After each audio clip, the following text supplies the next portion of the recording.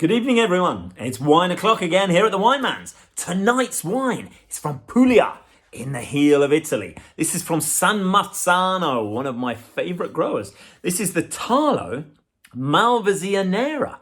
Malvasia Nera is an unusual grape. It's local to Brindisi area and it's incredibly different. You may not have heard of it, but once you've tasted this wine, it's one you'll never forget.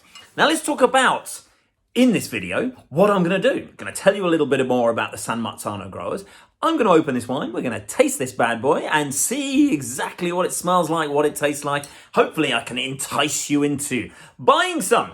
In the meantime, whilst I'm opening it, don't forget to subscribe. Click below. Maybe leave a comment for this wine review video. Maybe tell me what you'd like me to taste next, and we'll see what we can do. So let's start with San Marzano. Now, they're a cooperative of over 1,000 growers who all come together to produce the most amazing wines, only in Puglia and only using indigenous varietals to that area. So that's an incredible thing when you've got 1,000 people with tiny little small holdings, basically some of them just the size of a small garden, with a handful of vines in there that they are looking after and they're tending and they're loving and they're just listening to the advice from the winemakers in San Marzano who visit them on a regular basis to make sure that they are helping each individual family to produce the best, the absolute best quality fruit that they can do. Talo it literally means the light, and it is an homage to all of these families who all come together with that sole purpose to make the best wine that they can possibly make. Now, obviously, as a cooperative, they go around and they gather all of this fruit and they bring it back to the winery where they produce it. But every single grape literally has been tested and looked after and just basically made sure that it is in the perfect actual state it could be. So let's have a look at the colour on this. Look how dark it is. Okay, it's not as dark as, say, a Primitivo, but it's still pretty opaque. I mean, look, it's got a beautiful colour to it. So, okay, so you got the ripe red fruit and the subtle hint of spice.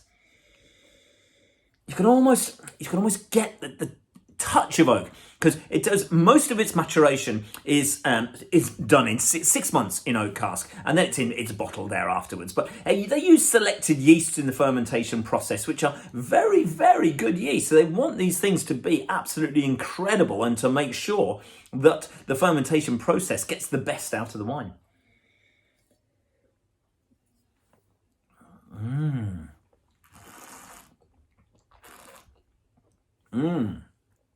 Wow. Very, very different. Heaps of cassis, but a real tinderbox characteristic, almost like tobacco style.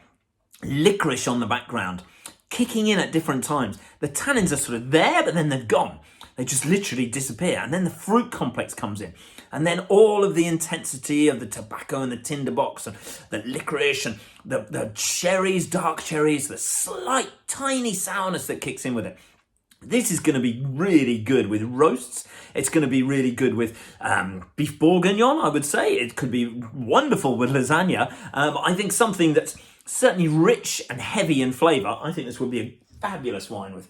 So, red meats, of course. Heavy pasta-based dishes, things, as I mentioned, lasagna. But I also think something like meatloaf it would be very, very good with as well. So I'm going to recommend this Talo yet again to you. The Malvasia Nera, 13.5% in alcohol, but it doesn't drink like it's a really, really heavy wine. The balance is beautiful between the fruit and the alcohol. So there's none of that nasty alcoholic burn that you get in some lesser quality wines. So I'm going to have this tonight with something. I haven't quite decided yet because I've got to get in the kitchen and see what I've got to cook. But hope you've enjoyed tonight's video. Give me a thumbs up. Cheers.